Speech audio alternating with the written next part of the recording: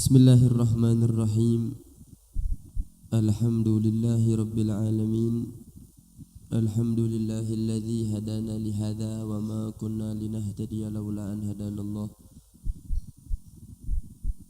Ashhadu an la ilaha illallah wahdahu la syarika lah wa ashhadu anna sayyidana Muhammadan abduhu wa rasuluh la nabiyya ba'dah.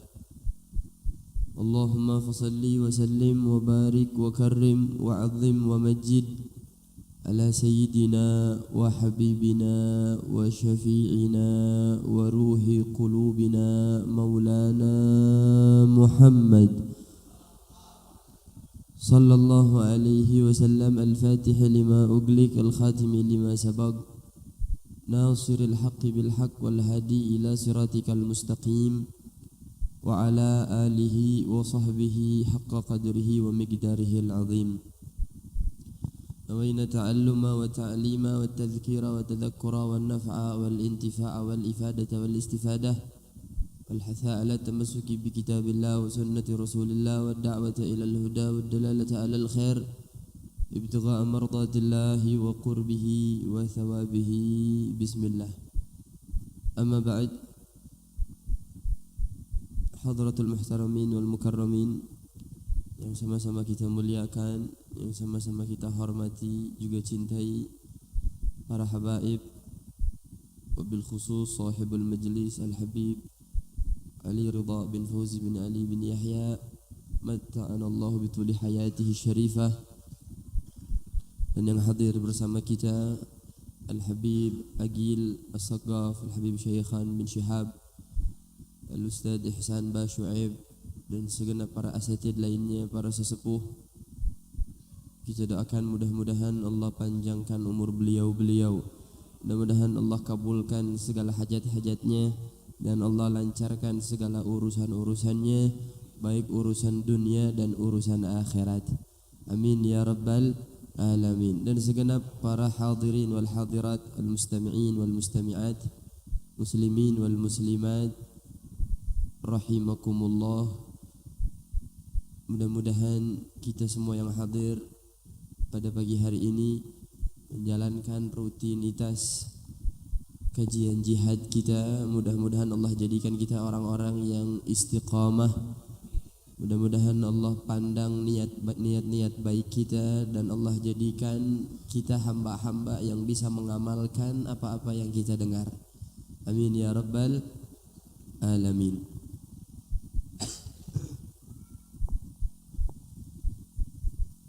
Ja'alana Allah wa iyyakum minal ladzina yastami'una al-qawla fayattabi'una ahsanah. Mudah-mudahan Allah jadikan kita golongan yang pandai mendengarkan nasihat dan mengikuti nasihat tersebut dengan sebaik-baiknya. Sebab al-amal fil ilm matlub, mengamalkan ilmu itu diminta, mengamalkan ilmu itu dituntut. Sebab ilmu kalau tidak diamalkan, waliyadzubillah, akan menghujat yang memiliki ilmu tersebut kelak di hari kiamat. Bahkan orang yang punya ilmu tapi tidak diamalkan adalah bagian orang-orang yang paling pertama waliyadzubillah masuk ke dalam api neraka. Wa kullu man, al-Imam Ibn Ruslan mengatakan di dalam kitabnya Safwatuz Zubat, wa kullu man bighairi ilmin ya'malu la wa 'alimun bi ilmihi lam ya'malan mu'adzabun min qabli 'ubadil wathan. Beliau katakan, orang alim yang tidak mengamalkan ilmunya maka dia akan diazab oleh Allah Subhanahu wa taala sebelum penyembah berhala. Orang-orang yang menyembah berhala diazabnya nanti setelah orang-orang alim yang tidak mengamalkan ilmunya. Wahakadha. Makanya Al-Habib Ahmad Al-Idrus semalam di Masjid Jami' beliau katakan, beliau pernah mendengar satu hadis yang mana hadisnya menyatakan bahwasannya Allah Subhanahu wa taala setiap hari menurunkan 100 laknat ke alam dunia. Allah Subhanahu wa taala menurunkan 100 laknat. Satu laknat Allah khususkan untuk Yahudi dan Nasrani. satu laknat. 99-nya Allah laknat mereka orang-orang yang meninggalkan salat. Waliyadzubillah, tarikus shalah. Orang-orang yang meninggalkan salat. Nah, orang-orang yang meninggalkan salat adalah orang-orang yang tidak mengamalkan ilmunya. Dia tahu ilmu salat, dia faham ilmu salat, dia tahu hukum salat, tapi dia tidak mengerjakan salat yang diwajibkan. Berarti kan tidak mengamalkan ilmunya. Allah turunkan buat orang-orang yang meninggalkan salat 99 laknat. Alhamdulillah, mudah-mudahan Allah jaga kita semua. Amin. Nggak setelah kita. Ya, wahakadha. Naam. Terus kalau kita mengamalkan ilmu, selain itu tuntutan ketika kita menuntut ilmu, kita harus mengamalkan ilmu tersebut.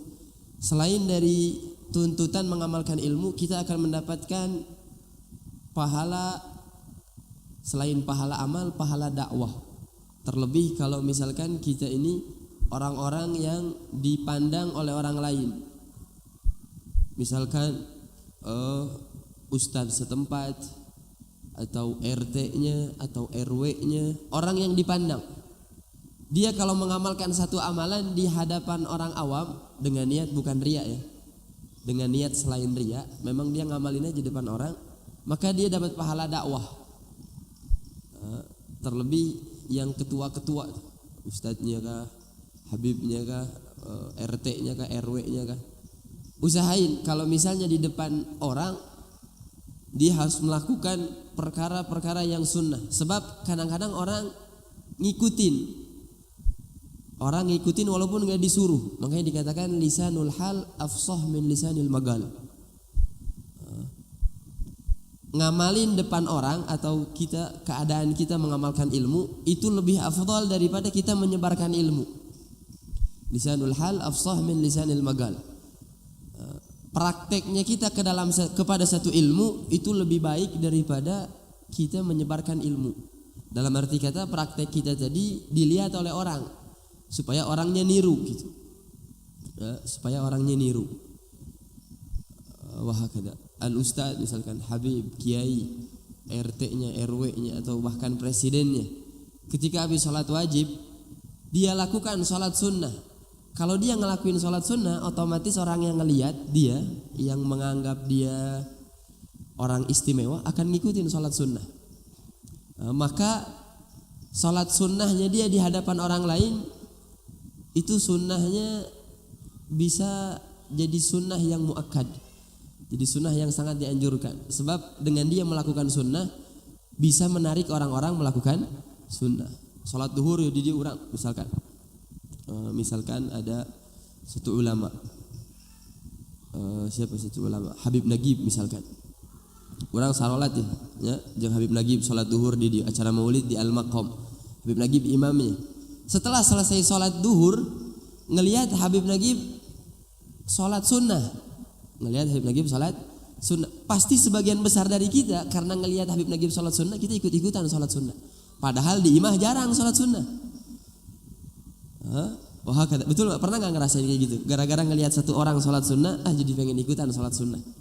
Bukan karena kepaksa, cuman karena kumahanya tertarik gitu, ketarik sama orang yang ngelakuin salat sunnah tersebut.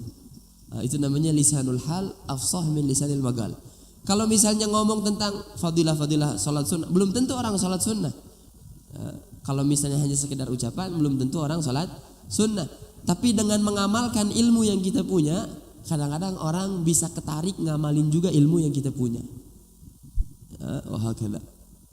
Sedekah nih depan orang dengan niat sengaja, bukan niat riya, supaya orang yang ngelihat kita sedekah juga dapat pahala tuh. Pahala dakwah, lisanul hal afsah min lisanil magal. Kita pakai rida, ya, pakai sorban. Sunnah hukumnya. Gara-gara ada satu ulama pakai sorban, banyak dari jamaah-jamaah yang ngikutin pakai sorban. Padahal nggak pernah disuruh, ayo pakai sorban, sunnah nggak pernah. Cuman gara-gara ngelihat ustadznya pakai sorban, dia ikut-ikutan pakai sorban. Maka ketika ustadz tersebut pakai sorban, diikutin sama jamaahnya, dapat pahala dakwah. Itu namanya lisanul hal afsah min lisanil magal. Amun ditita sok ayeuna mareli sorban. Mungkin sedikit dari antum yang bakal beli sorban. Cuman kalau nggak ngomong hanya sekedar kita pakai aja, pakai we kemana-mana pakai we gitu. Pasti ada 1-2 orang yang ngikutin. Namat pakai sorban nurutan si eta tah. Itu namanya lisanul hal afsah min lisanil magal. Begitu juga perempuan pakai cadar. Ya, pakai cadar nutupin daripada aurat wajahnya. Nutupin wajahnya. Berapa banyak perempuan yang pakai cadar bukan dilandaskan karena ilmu, bukan karena perintah, tapi karena ngikutin temennya. Temennya pakai cadar, dia ikut-ikutan pakai cadar. Loba tuh nugas gitu. Banyak yang kayak gitu. Dan alhamdulillahnya pakai cadar nanti nerus itu istiqomah. Jadi ngamalkeun heula karek ilmuna nyusul gitu. Ajib. Ya, itu namanya lisanul hal afsah min lisanil magal. Ini kalau di dalam pembahasan lisanul hal afsah min lisanil magal. Cuman kalau misalnya dalam pembahasan yang lain beda lagi, cari dulu ilmunya. Ya, cari dulu ilmunya baru kita amalin ya. Model siga naik haji gitu, naik haji yuk daftar. 10 tahun daftar haji, 10 tahun, 20 tahun. Geus moal waka diajar haji kewe di ditu cenah saprakna kumaha gitu. Nah itu salah. Harusnya kita cari dulu ilmunya baru nanti kita amalin mumpung punya waktu. Kan punya waktu 20 tahun, 10 tahun ngantri. Pelajarin dari sekarang, jangan sampai nanti kita berangkat haji udah daftar lama-lama ngeluarin duit banyak-banyak, ternyata ada satu syarat, satu rukun yang kita nggak pelajari dan kita nggak sah di dalam syarat tersebut, maka batal hajinya, nggak sah hajinya. Waliyadzubillah. Wahakada. Nah, jadi antara belajar sama mengamalkan harus imbang gitu. Ya. Dan orang yang berdakwah mengamalkan ilmunya depan orang lain seperti berdakwah ceramah atau banyak berbagai macam cara dakwah dengan ikhlas semata-mata karena Allah Ta'ala, maka dia secara tidak langsung membahagiakan hati baginda Nabi besar Muhammad sallallahu alaihi wasallam. Bahkan ada satu ulama mengatakan man bagha hadzan wafiran minan nabi yaga da'iyan. Katanya orang yang pengen punya tempat di sisi Nabi, orang yang pengen punya posisi di hati Nabi, maka jadilah pendakwah. Jadi pendakwah syaratnya nggak harus alim, harus sholat 1000 rakaat setiap malam, nggak harus kayak gitu. Jadi pendakwah nggak harus ceramah di panggung. Jadi pendakwah nggak harus megang mic. Jadi pendakwah bisa dengan tadi kita mengamalkan ilmu kita di hadapan orang lain, dengan tujuan orang lain mengikuti atau tujuan orang lain melihat apa yang kita amalkan ya, dengan tujuan ikhlas, atau juga bisa dakwah saling menegur. Dakwah juga nggak harus hafal Quran dulu baru bisa dakwah. Satu nomor kita belajar di dalam kitab Zinatul Usar nomor 19, nomor 20. Satu ilmu kita tahu kita sebarin ke istri kita, ke anak kita, ke tetangga kita. Itu dakwah namanya. Dapat bagian posisi di hati Nabi besar Muhammad sallallahu alaihi wasallam. Mudah-mudahan Allah jadikan kita pendakwah yang ikhlas, yang bisa mengajak orang-orang untuk semakin dekat dengan Allah dan mengajak diri kita sendiri juga semakin dekat dengan Allah subhanahu wa taala. Wahakala. Dan tugas dakwah itu hanya menyampaikan, bukan merubah. Hanya menyampaikan. Bahkan Allah katakan kepada Nabi Muhammad, innama antal balag. Tugasmu hanya menyampaikan. Allah yang ngasih hidayat, Allah yang ngerubah. Kita nggak bisa ngerubah hati orang lain. Cuman kita bisa menyampaikan. Dan kita cuman memang disuruh untuk menyampaikan. Allah yang ngerubah. Innaka la tahdi man ahbabta walakin Allah yahdi man yasha. Kita nggak bisa pengen buat orang yang kita sayang masuk surga semuanya, dapat hidayat semuanya, nggak bisa. Cuman kita bisa menyampaikan doang, ngajak doang. Buat maksa mereka ikut masuk sama kita nggak bisa. Yang bisa mengizinkan mereka masuk atau mengamalkan daripada apa yang kita ajak hanya Allah subhanahu wa ta'ala. Nah, itu namanya hidayat dari Allah. Wahakada. Jadi tugasnya hanya menyampaikan. Bi kurang mudah geus ngomong ka si eta 1000 kali geus dinasehatan ngan anggar we teu berubah. Karena memang tugas kita hanya menyampaikan bukan merubah. Jadi kalau misalnya kita berdakwah tugasnya merubah, kita bakal kecewa. Sebab nggak semua orang bisa berubah hanya dengan sekedar omongan gitu. Dan jangan pernah berputus asa. Anda udah 1000 kali nasihatin dia, cuman nggak nurut-nurut, anggar we gitu, kekeh sana, itu berubah. Cobain 1001, siapa tahu Allah kasih hidayah. Anda udah setahun bib nasihatin dia, udah kapok lah. Cobain setahun 1 bulan, mungkin berubah. Gitu. Tugas kita hanya mengajak dan berdoa kepada Allah, mudah-mudahan Allah kasih hidayah. Ya, mudah-mudahan Allah kasih hidayah.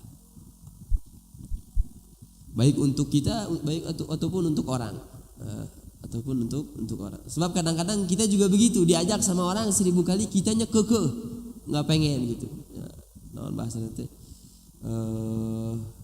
bahasa Sunda non bedegong gitu, nakal gitu ya, nggak dengar. Mudah-mudahan Allah jadikan kita orang-orang yang terpilih mendapatkan hidayah. Amin ya rabbal alamin. Taib. Bismillahirrahmanirrahim. Kajian lanjut di dalam kitab Zinatul Usar bi Adab Khairil Bashar. Adab qada'il hajah fi sahra. Masuk ke fasal baru, yaitu adab-adab buang hajat di sahra. Sahra itu gurun atau padang pasir atau hutan lah boleh.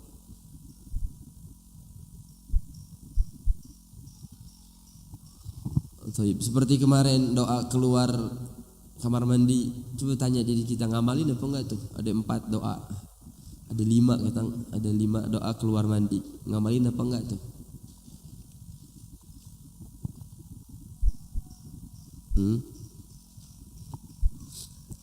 Kita nggak bisa maksa semua orang buat ngerjain sunnah. Kita nggak bisa maksa semua orang buat ngerjain apa atau mengamalkan apa yang diajarkan. Cuman setidaknya kita bisa maksa diri kita sendiri buat ngelakuin hal tersebut. Maka diamalin tuh doanya. Ghufranak. Alhamdulillahilladzi adhaba 'anil adza wa 'afani. Alhamdulillahilladzi ahsana ilayya fi awwalihi wa akhirih. Alhamdulillahilladzi adhaba 'anni ma yu'dhini wa amsaka 'alayya ma yanfa'uni. Alhamdulillahilladzi adzaqani ladzatahu wa abqa fi quwwatihi wa dafa'a 'anni adza. Taib. Nomor 1.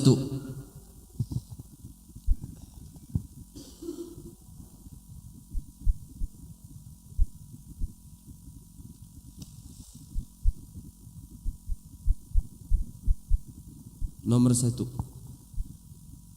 Qala al-musannif rahimahullahu ta'ala wa nafa'ana bihi wa bi'ulumihi fid dharain amin ila an qala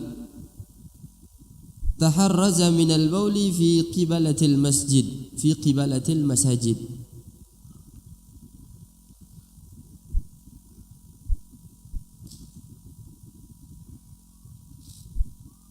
Yaitu menghindari buang hajat di sekitaran masjid, di dalam masjid, sekitaran masjid.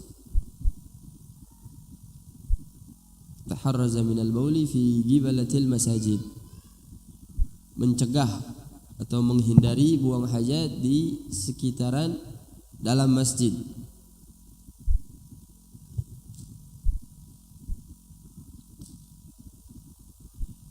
Li haditsin, diambil sumbernya dari hadis, naha an-nabi sallallahu alaihi wasallam, Nabi Muhammad melarang anil bauli fi qibalatil masajid, dari buang hajat di sekitaran masjid, wa bi abwabil masajid, dan di pintu-pintu masjid.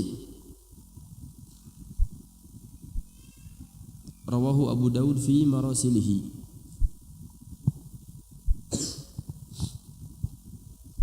Nah, ini larangan buang hajat di dalam atau di sekitaran masjid, di kawasan masjid gitu. Alhamdulillah sekarang dari kita nggak ada yang buang hajat. Sekarang kita udah diajarin sama ulama-ulama kita bikin hammamnya di luar, di luar masjid.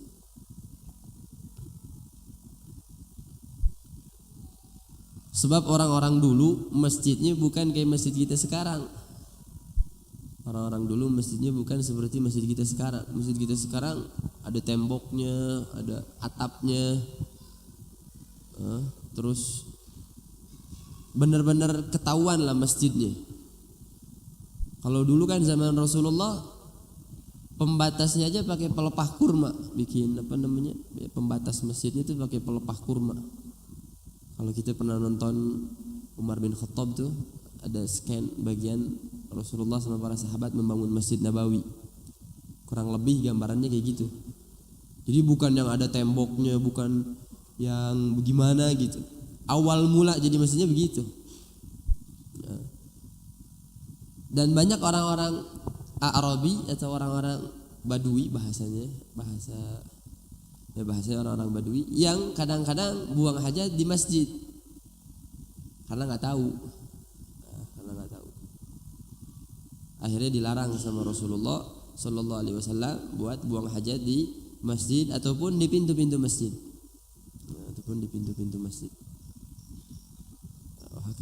Orang ayo nama tuh nggak ngerti pisan nih banyak.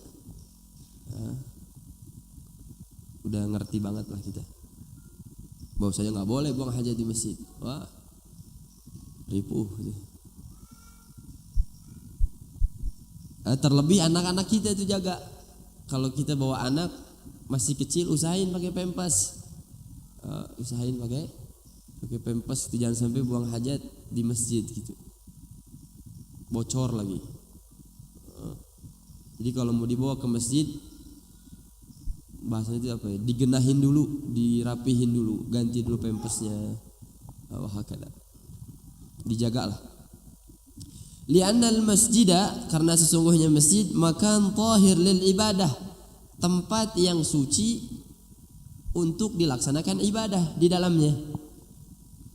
Wa huwa makan muqaddas, dan masjid adalah tempat yang disucikan. Li'annahu mansubun ilallah, karena masjid bersandar kepada Allah. Makanya dikatakan masjid itu baitullah. Masjid adalah rumahnya Allah. Nah, ini Masjid Al-Maqam punya siapa? Punya Allah Subhanahu wa taala, bukan punya Mama Eyang, bukan punya Ustaz Jaka, bukan punya Ustaz Hasan, bukan punya Mang Ucep. Mereka hanya muammar yang menghidupkan masjid ini. Yang menghidupkan masjid ini. Hakikatnya masjid ini punya Allah Subhanahu wa taala. Maka hadirnya kita dalam masjid bukan sebagai tamu Habib Ridho, tamu jihad, bukan sebagai tamu Ustaz Jaka, bukan sebagai tamu Ustaz fulan wala Ustaz fulan. Hadirnya kita dalam masjid adalah sebagai tamunya Allah Subhanahu wa taala. Falyata'addab. Maka hendaknya kita beradab di dalam rumahnya Allah Subhanahu wa taala. Di dalam rumahnya Allah Subhanahu wa taala. Fayanbaghi an yusana an mithli hadhihi al-ghadhurat. Maka dianjurkan masjid tersebut dijaga dari kotoran-kotoran seperti itu.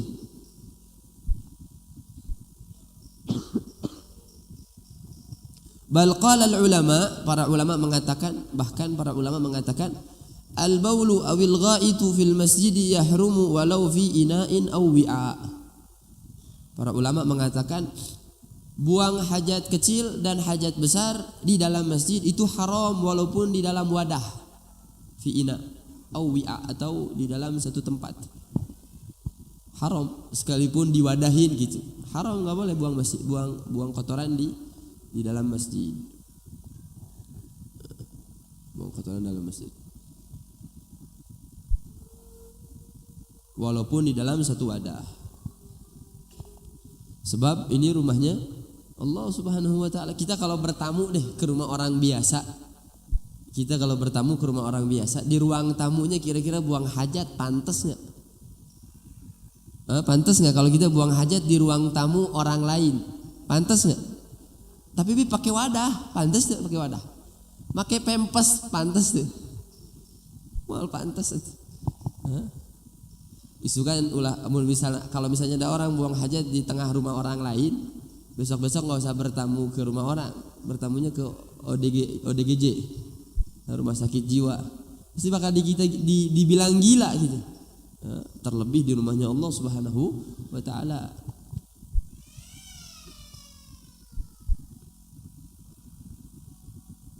Wa hadis al-A'rabi, Dan cerita orang Arab dulu ada salah satu orang alladzi bala yang dia buang hajat di masjidnya Rasulullah. Buang hajat di masjidnya Rasulullah. Faqala lahu Rasul sallallahu alaihi wasallam, maka Nabi berkata kepada dia, inna hadhil amakin, sesungguhnya tempat-tempat yang seperti ini la taslahu li syai'in min hadhil gadhurat. Enggak boleh ada sesuatu dari kotoran seperti ini. Nah, kata Rasulullah, sesungguhnya tempat-tempat yang seperti ini dijaga dari sesuatu kotoran-kotoran, baik kotoran manusia atau kotoran apapun. Di syai'in min hadhil gadhurat. Dimarahin lah.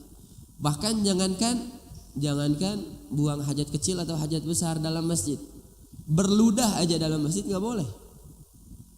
Ludah dalam masjid nggak boleh. Orang yang berludah dalam masjid berdosa. Wallahu a'lam, minal kabair kalau tidak salah. Minal kabair. Orang yang berludah dalam masjid minal kabair, dan cara taubatnya adalah mengubur reaknya, mengubur ludahnya. Itu zaman dulu kan bukan lantai kayak kita sekarang. Kalau kita sekarang berarti dielap. Cara taubatnya adalah mengelap ludah tersebut. Ya, dulu zaman Rasulullah orang kalau berludah kan itunya pasir, apa namanya, bawahnya bukan kayak kita sekarang keramik, ada yang granat gitu kan ya. Granat. Lah cicing itu bener ke itu salah teh. Granat waktu meledaknya jedar. Syahid kan sujud gitu granat. Granit ya, granit ya. Granit, ada yang kayu kadang-kadang. Amithil fi Masjidil Jami. Masjid Jami itu di bawah, di Lebak. Itu kan di belakangnya kayu tuh. Bawahnya tanah ya. Boleh enggak tuh berludah di situ? Kadang-kadang suka banyak tuh orang-orang kan suka ada lubang-lubang ya di mana? Di papan-papannya kan. Kadang-kadang suka ngeludah dalam situ. Boleh enggak tuh? PR tuh. PR boleh enggak? Dibilang boleh, dah handapna tanah gitu nya. Dibilang enggak boleh, dah handapna tanah, dibilang bolehnya. Eta tanah wakaf masjid, Pak. Sekalipun dia di atas, kan dah dipakai sholat kan di luhur, imaman tanahnya dihandap, kumaha tah? PR-nya PR. Wallahu a'lam, kalau min babil hukum wallahu a'lam. Cuman kalau min babil adab rasanya kayaknya kurang adab aja. Rasanya kayak kurang adab. Naon hesena nangtung sakedeung itu kabalong eta nyiduhan gitu. Wa hakadha ya, jadi masjid dijaga dari kotoran-kotoran yang seperti itu. Naam, hadzal mafhum. Ini udah jelas ya. Jelas dari kita walaupun enggak belajar juga udah tahu kalau ini enggak boleh gitu. Kalau ini enggak pantas. Kalau ini enggak layak gitu. Wah hakadha. Naam. Fahimtum? Jelas ini jelasnya. Baik. Nomor 2 yang terakhir. Al-ib'ad inda qada'il hajah. Menjauh ketika buang hajat. Ini pembahasannya kita lagi di Sohro ya. Bayangin kita semua lagi camping nih atau ke Qatar. Ya, nonton Piala Dunia gitu di Qatar. Qatar kan loba gurun ya. Jalan-jalan ya. Penting nonton bola Argentina lawan naon keur penting teh? Argentina lawan apa? Hah? Ya eta pokoknya namanya nonton bola ya keur pentingna. Isuk-isukna jalan-jalan ka gurun. Aripek di gurun teh kesasar gitu. Di tengah-tengah gurun kesasar. Bingung nih. Sherlock sinyal. Bingung ya. Kebelat buang hajat. Aku mah carana tadi tutorial. Kita lagi sama rombongan ya. Bayangin bukan lagi sendiri nih, lagi sama rombongan. Satu rombongan kesasar semuanya. Bayangin lah ke Qatar ya. Maka yang dianjurkan adalah al-ibad inda qada'il hajah, menjauh ketika buang hajat. Maksudnya gimana? Ai yakhtali fi makan ba'id yasturuhu an a'yunin nas. Menyendiri di tempat yang jauh yang menutupi dia dari pandangan manusia. Itu maksudnya. Jadi kalau kita lagi di gurun pasir sama rombongan kesasar, kebelat pengen buang hajat, maka caranya adalah menjauh dari rombongan ke suatu tempat menyendiri yang menutupi Anda dari pandangan orang-orang. Jadi jangan sampai kelihatan orang lain gitu. Buang hajat, nah jangan sampai kelihatan orang lain. Seperti di kehidupan kita, kadang-kadang kalau misalnya ada tuh lagi pengen camping kan malam-malam di hutan, takut nih, ayo baturan orang sana yang buang hajat gitu. Malah pas ke SD ya, sok aya naon bahasana teh? Pramuka gitu. Mabit nah. Persami ya. Kan bisa ke hutan-hutan tuh. Bisa ke hutan-hutan kan suruh nyari bendera lah, nanti ada pocong-pocongan segala macam tuh. Nu SD mah ngalaman udahnya, ting zaman baheula mah ketang. Biasanya kalau di hutan tuh minta temenin. Nah, ketika udah ditemenin cari tempat yang enggak kelihatan sama teman kita. Jangan sampai teman kita ngelihat gitu. Ya, kama kana Rasulullah sallallahu alaihi wasallam, sebagaimana Nabi Muhammad sallallahu alaihi wasallam yadhhabu li hajatihi indal mugammas. Nabi Muhammad pergi ketika ingin buang hajat ke tempat yang jauh, ke tempat yang enggak kelihatan orang lain. Qala Nafi', Al-Imam Nafi' berkata, Rasulullah itu perginya ke arah 2 mil daripada Mekah. Jadi keluar dari Mekah sebanyak 2 mil. 2 mil itu berapa kilo ya? 2 mil itu tadi saya searching di Google 1,603 kilometer. Wallahu alam tuh 1000 apa gimana? Jauh banget kalau 1000 ya. 1 kilo kayaknya 1 kilo koma berapa gitu ya per milnya. Nah, ini 2 mil, berarti hampir 2 kilo gitu. Nah, itu cari tahu sendiri deh tuh. Mil itu berapa kilo. Nah, Nabi Muhammad kalau misalnya mau buang hajat keluar dari kota Mekah sekitar 2 mil. Imam Nafi bilang, rawahu Tabrani wa Abu Ya'la bisanadin sahih. Sanad yang sahih mengatakan Rasulullah kalau buang hajat keluar dari Mekah nahwu milain. Keluar dari Mekah sekitar 2 mil.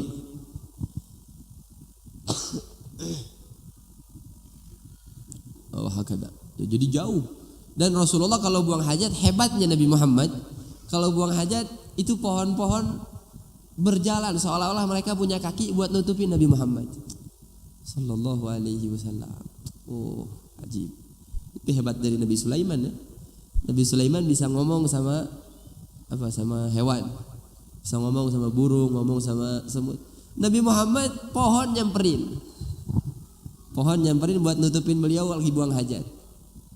Sallallahu alaihi wasallam. Bahkan dikatakan Rasulullah pernah ketika lagi khutbahnya Rasulullah itu kan pakai pelepah korma, mimbarnya Rasulullah. Akhirnya ada satu sahabat Nabi Muhammad yang bikinin mimbar baru. Akhirnya pelepahnya disimpan di pojokan masjid.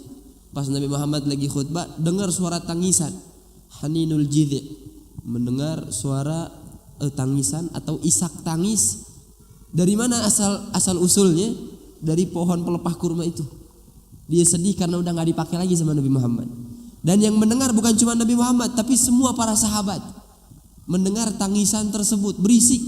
Lagi Nabi Muhammad lagi khutbah, dengar suara berisik. Asal usulnya dari mana? Dari haninul jiz'i tadi, dari pelepah korma. Akhirnya Nabi Muhammad lagi khutbah, beliau berhenti dari khutbahnya, beliau disamperin sama Nabi Muhammad sampai reda nangisnya. Itu pohon yang nangis rindu sama Nabi Muhammad disamperin. Gimana kalau manusia? Gimana kita sebagai umat kalau kita nangis sama rindu sama Nabi Muhammad? Pasti Nabi Muhammad lebih nyamperinnya daripada kepada pelepah kurma gitu. Cuman kadang-kadang kitanya nggak sadar, kitanya kan nggak bisa lihat, kitanya jauh, nggak punya ikatan sama Nabi Muhammad. Jadi sebenarnya Nabi Muhammad mungkin datangin kita, cuman tanpa kita sadari. Ketika kita lagi baca Mahalul Qiyam nih, ya Nabi salam alaika ya Rasul, curi kan ya Rasulullah gitu, curi, ingat dosa lah, pengen ketemu Rasulullah. Itu Nabi Muhammad datang, Nabi Muhammad nyamperin. Jangankan kita, pelepah korma aja disamperin, apalagi kita manusia yang Nabi Muhammad rindu sama kita sebagai umat sallallahu alaihi wasallam. Syuf, baca anta syamsun badrun anta nurun fauqa nurin anta siru wa ghali anta Asbahu suduri. Curik menghayati maknanya anta syamsun anta badru. Curik ya. Ingat sama Rasulullah, ingat sama Nabi Muhammad. Wah itu Nabi Muhammad pasti nyamperin. Cuman kitanya aja kadang-kadang nggak sadar. Kitanya nggak bisa ngelihat. Sallallahu alaihi wasallam. Mudah-mudahan suatu saat kita bisa ngelihat. Amin ya rabbal alamin. Wah hakada. Sampai mana tadi?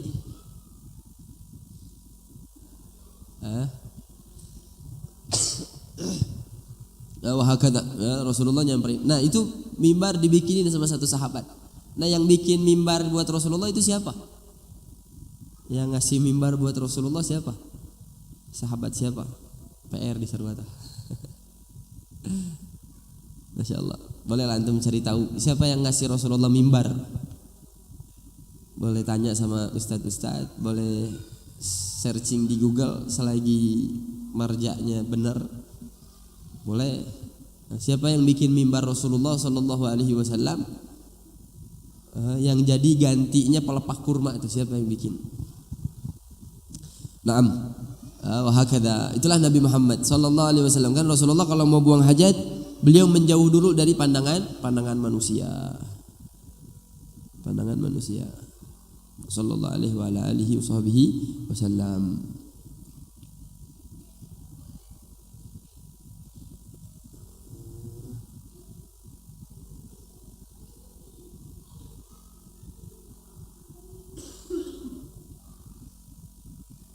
Dan buang hajatnya Nabi Muhammad beda sama buang hajatnya kita. A'azakumullah. Ya, mohon maaf. A'azakumullah. Nabi Muhammad kalau buang hajat Sayyidatuna Aisyah mencium tempat buang hajat yang Nabi buang hajat di situ tuh wangi banget. Rasulullah sallallahu alaihi wasallam. Allahumma shalli wa sallim wa barik alaihi.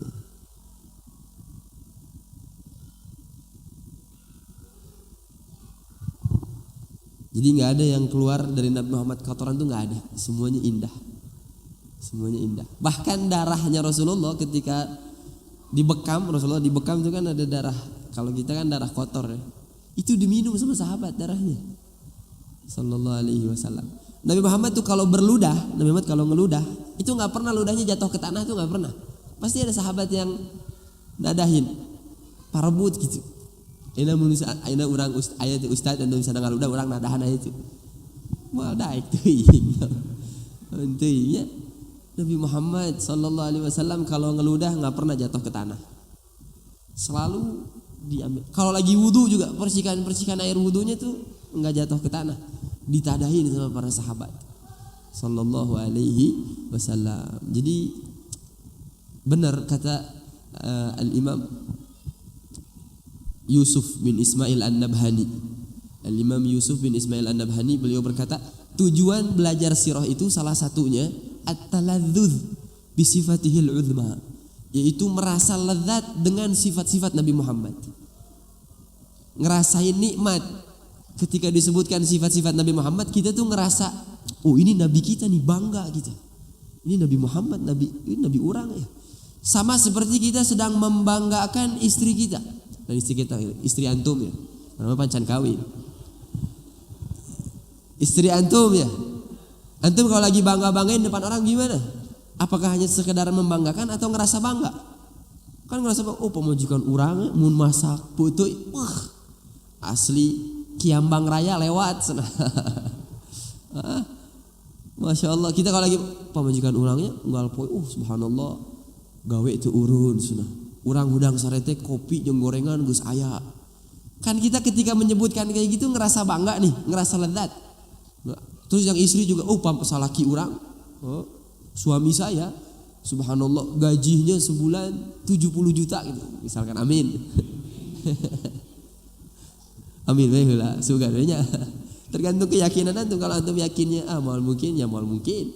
Kalau antum yakin sama Allah ya bisa jadi lebih, malah bisa jadi lebih dari 70 juta. Wah hakada lagi subhanallah suami saya begini, suami saya.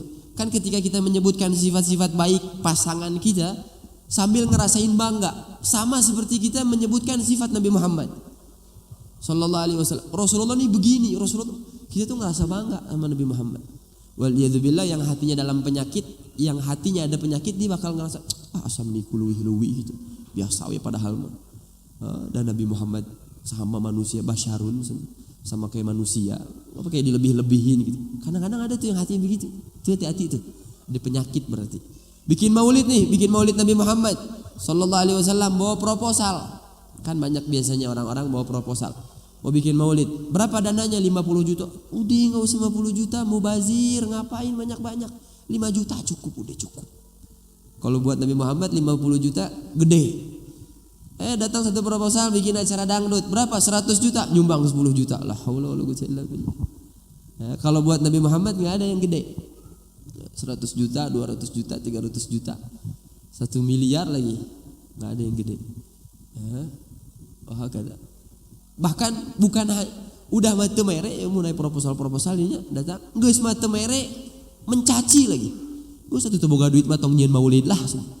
Haula wala quwwata illa billah.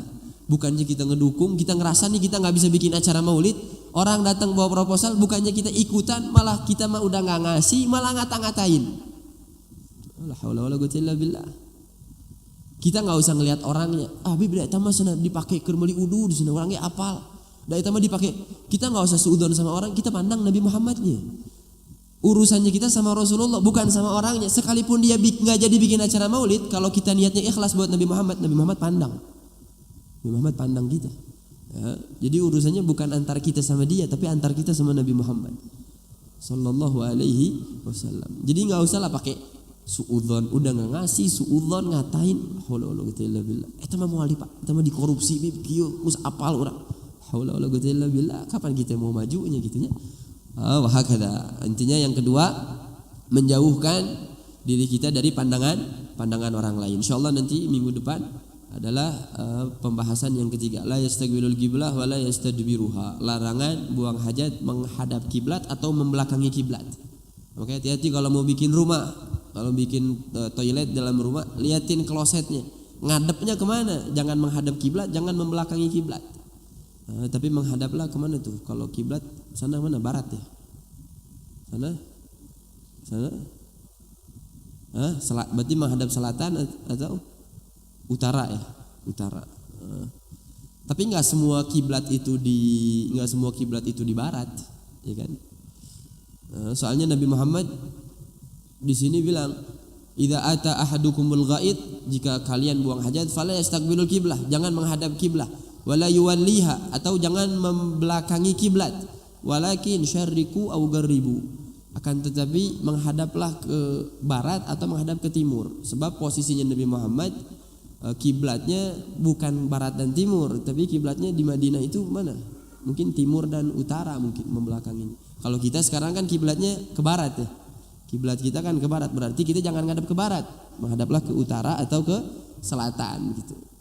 Atau melenceng, ke selatan, ke utara, ke selatan, ke timur. Naon kebelah ditu tah?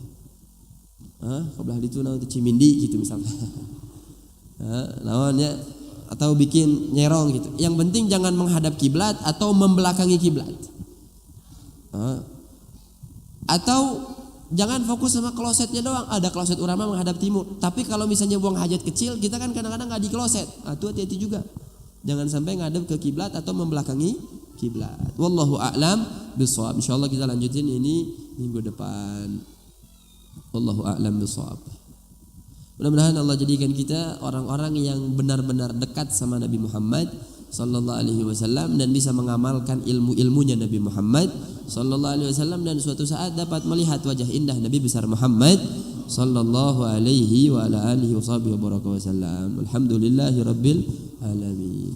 Ada sesi pertanyaan? Ya ada. Nanti yang jawab atau Habib Agil? Habib Syekhan. Pak Ai dulu, Pak Ai.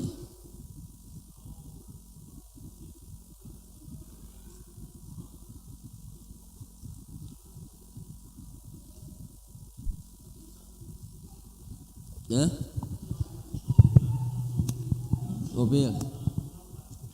Ngupil di masjid gitu. Buangnya di masjid gitu. Di tuing gitu. Teknik benang tarang batur. Napal na tarang batur. Boleh nggak ngupil, buang upil di masjid? Upil itu upil, ludah, terus tai mata itu bukan najis, itu nggak najis. Ayam biasanya Ustaz Jaka ada syairnya, wallahu alam beliau yang bikin atau bukan. Ba'da zuhur biasanya anak-anak SD suka baca tuh. Itu mah lain najis tapi barang geuleuh. Tapi suatu hal yang menjijikkan tapi nggak najis. Sama kayak ludah mungkin. Ya, nggak pantas aja kalau kita buang upil di masjid gitu. Terus kumaha tuh ambil tisu, itu sakuan.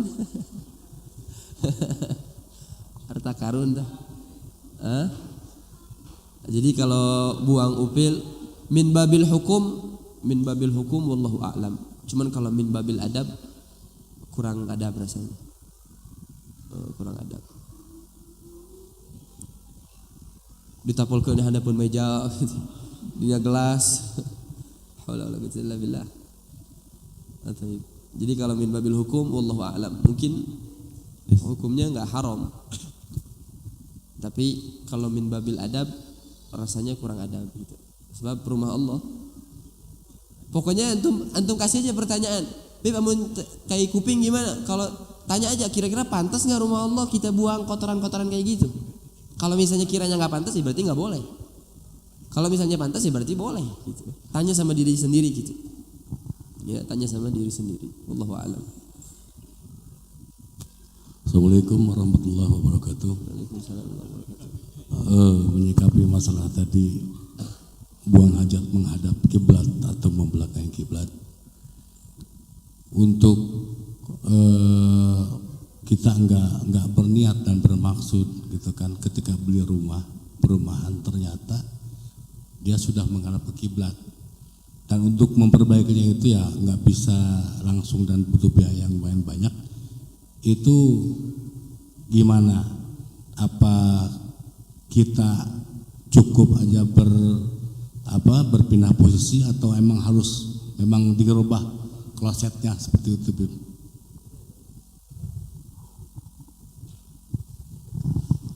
Udah. Baik. Jadi kalau misalkan di perumahan gitu. Kan perumahan mah biasanya imahna sarua kabeh gitu. Kamar 2 kabeh. Terus kamar mandi satu. Ngadep sini semua gitu. Nah, itu imah kembar bahasana. Kalau misalnya udah terlanjur bikin toilet, karena dulu saya nggak belajar, Bib, saya nggak tahu nih hukumnya, dan saya juga nggak kepikiran gitu kalau misalnya menghadap kiblat atau membelakangi kiblat tuh nggak boleh. Kumaha tah hukumna ini nggak terlanjur, erek direnovasi butuh biaya besar. Jadi kumaha ayeuna hukumna? Baik. Bisa-bisaan kalau salah dibagi benerin ini. Sehat. Kalau salah bener ya. Kalau udah masuk kayak gitu kan itu namanya darurat. Dan memang karena sebelumnya belum belajar. Terus kumaha posisinya? Apakah orang kudu ka WC batur numpang apa kumaha? Baik. Buat sementara mungkin diperbolehkan. Tapi itu juga dengan inkisar dalam hati gitu, ngerasa kayak ya Allah nggak pantas nih sebab Nabi Muhammad nggak ngajarin kayak gini. Tapi udah terlanjur renovasi itu boga duit. Di sisi lain kita juga harus nyiapin dana gitu, nabung lah sedikit-sedikit buat merenovasi. Sebab mengamalkan ilmu tuntutan, bagian dari tuntutan. Tapi buat kita sekarang, apakah ya udah Bib kalau gitu saya bisa kok ngerubah posisinya. Saya bisa berubah posisi gitu. Maksudnya orang tengah hadap kiblat walaupun klosetnya menghadap kiblat. Masalahnya yang tinggal di situ bukan cuma kita. Bakal ada generasi setelahnya. Anak kita kah? Tamu kah? Nah, mungkin kalau kita bisa lah jaga. Nah, tapi kalau misalnya orang lain kan nggak tahu. Dan itu posisinya rumah kita. Itu jadi tanggungan kita gitu. Nah, maka buat sementara ada rasa inkisar dalam hati, rasa kayak aduh teman sih orang kita, tapi udah kumaha deui gitu. Ngerasa nggak tenang. Di sisi lain kita juga usahain buat nabung sedikit-sedikit buat ngerenovasi tempatnya. Da ngarubah eta mah teu ngarubah spiteng meureun. Tidak berubah teu repot-repot teuing gitu. paling ya ngarubah saeutik lah, rada nyengsol saeutik gitu. Bibda WC urang mah heureun ya saeutik we gitu. Sengsolkeun saeutik gitu. Sengsolkeun saeutik gitu nya. Sama seperti kita bawa, kan nggak boleh ya bawa ismullah seperti yang udah kita bahas, bawa Quran, bawa wirid dalam kantong, bawa cincin. Kumaha tah? Udah masuk terlanjur gitu, urang ayeuna geus posisinya geus buang hajat. Tapi nggak lupa nih bawa Quran, kumaha cara tutupin kan dengan rasa inkisarnya jero hate. Alah seuih kumaha gitu. Asa temantes gitu, ngerasa kayak ya Allah gimana nih, minta maaf gitu, minta maaf. Dan insyaallah Allah kasih kemudahan dalam rezekinya bisa renovasi gitu. Jadi buat sementara mah mungkin tidak dipermasalahkan karena memang awalnya nggak tahu. Kecuali beda sama orang yang memang awalnya tahu ada iman paling penting teuing gitu. Itu beda ya. Kalau memang dari awalnya nggak tahu sama orang yang awalnya tahu tapi meremehkan, itu beda. Beda. Kalau nggak tahu ya udah terlanjur gitu. Buat sementara ya nggak apa-apa. Buat sementara dengan tetap rasa inkisar, jadi ngerasa kayak kurang pantas nih gitu. Pas lagi setiap buang hajat ngerasa kurang pantas menghadap kiblat gitu ya. Paling buang hajat besar aja sih ya. Buang hajat kecil mah kan bisa selain di kloset gitu. Ya kalau buang hajat kecil kan bisa selain di kloset gitu. Wallahu a'lam bishawab. Ada tambahan Ustaz? Jawabannya ada tambahan dah. Ya gila, Ustaz. Gitu. Wallahu a'lam.